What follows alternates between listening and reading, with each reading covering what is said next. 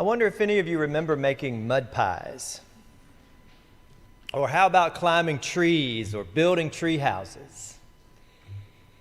One of my favorite things to do as a kid happened after a big rain, and my mother would let us go out into the yard and stomp around recklessly in mud puddles and get covered in mud and grass all wet and itchy. What about sandcastles? Or getting buried up to your neck in the sand, feeling the cool warmth of the earth and maybe a crab getting too close for comfort. Getting lost in the waves of the sea or in the midst of the mountain. Do you remember the thrill of seeing your first dolphin or black bear, the joy and the slickness of them? These experiences of the earth and its original occupants, dolphins, birds, bears, and maybe a child playing in the rain, summons up three things, at least for me: deep joy, deep connection, and deep, deep introspection. It's a good day to think about the deep places of the earth, don't you think? Especially on a day that centers around dust. Dust. The floating, gliding, settling on everything, indiscriminate dust. From the rings of Saturn to the swifters that clean our blinds. Dust just can't help but get everywhere. Thanks be to God. I've been reading a book titled A Ladder to the Light by Stephen Charleston. Stephen Charleston is a retired bishop of the Episcopal Church who served the people of the Diocese of Alaska from 1991 to 1996. He also served as the Dean of Episcopal Divinity School. Most notably, though, he was born in Oklahoma and follows his Native American traditions. He is an elder in the Choctaw Nation of Oklahoma. And as some of us are learning in our sacred ground journey, our First Nation siblings know a thing or two about our relationship to the land. And I'm no expert, but I would say that the source of all native spirituality is deeply, deeply rooted in the earth. So this is what Bishop Charleston tells us in this extended quote, and it's about something called a kiva.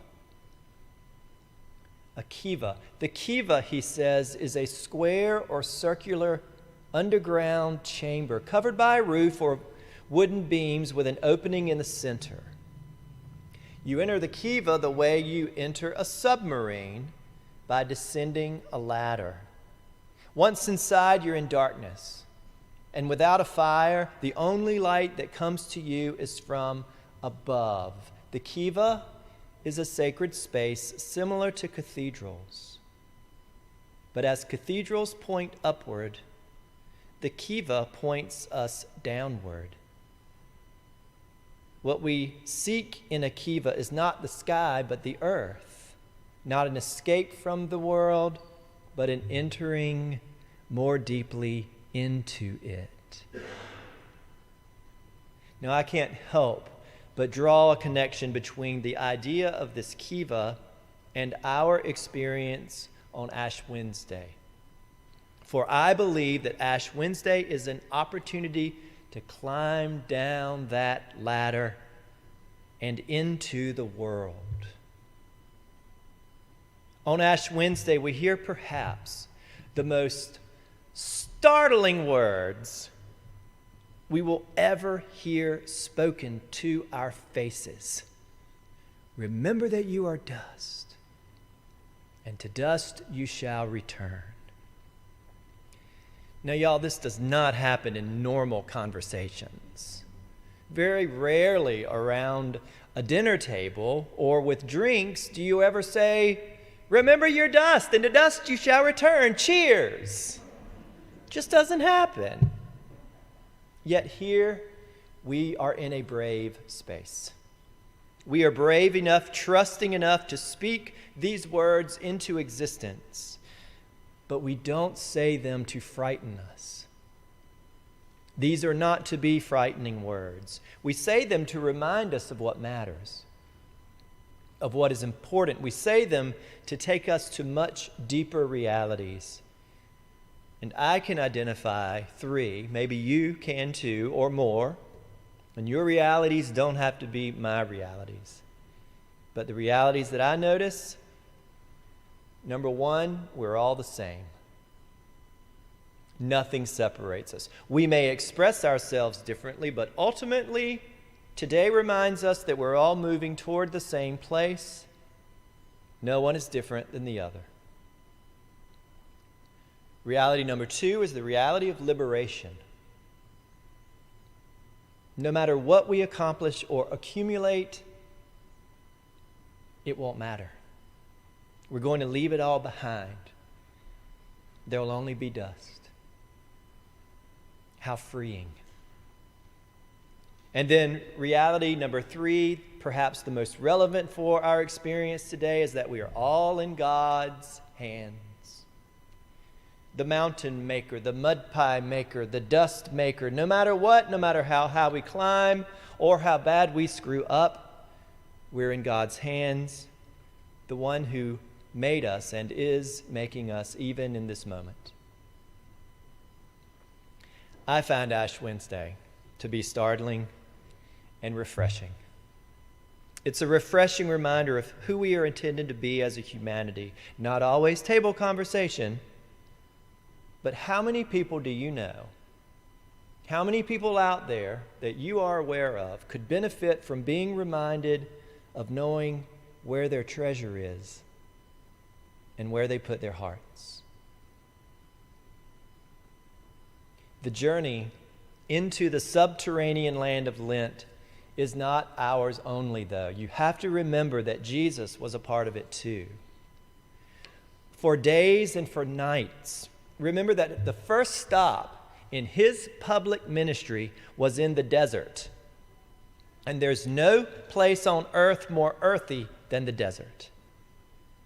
And it is in this earthy place, into creation, where we go into the womb of our Creator. But it's not a burial. It's not a burial. The season of Lent is a spiritual hibernation that leads, we pray, not toward deep sleep, but toward a deep awakening as broad as any brown bear ready to stretch her legs and run. This spiritual hibernation resets our rhythms and allows us to check our pulse against Jesus' pulse. What is Jesus up to in your life, you might ask? What part of Jesus most pulses through your veins, you might ask? And where is the placement of God in the things that you prioritize? Thank God for the dust. It marks us and it takes away anything that's not important. Our journey has begun. And today we have entered into a hyper-spiritual space. We listen, we think, and we pray. And accompanying us on this journey are these stations of St. Paul's, installed today, making their debut today. But their figures and their stories have been emerging for centuries. And today they emerge with and alongside us. Their voices join with the likes of Bishop Charleston, who explains that when we climb the ladder out of the kiva, he says we come out exactly where we're supposed to be, surrounded by all the other life forms of creation. We emerge, we pray, at a new beginning. A new beginning. We stand today at the beginning of a new beginning. We already are moving toward the ladder of emergence, for we are not called to remain in darkness. Darkness is not a destination. Darkness is a detour. And Jesus is already offering his hand. This way, this way. The ladder's over here. Today, we are at the beginning of a new beginning, and we begin our journey with dust, a few simple words, and the blessed assurance that God is always with us. And we may emerge a little bit dusty. I hope so. How are you being called to dig into who you are? What mud pies are you being called to make? What trees will you climb? What puddles will you disrupt? What sandcastles will you build? What life will you build? You've got 40 days and nights to think about it and to fashion that ladder that's going to bring you up out of the kiva. And we learn from our liturgy tonight that though ladder rungs are made out of prayer and scripture and self-reflection and honesty and awareness and connection, that's what's going to lead us out. And staying in close touch with the justice-seeking Jesus. Pay attention to what he's up to. May this season be a deep, deep blessing to you. And may this season be a deep, deep blessing to the world that has shaped you and to the world that you are shaping.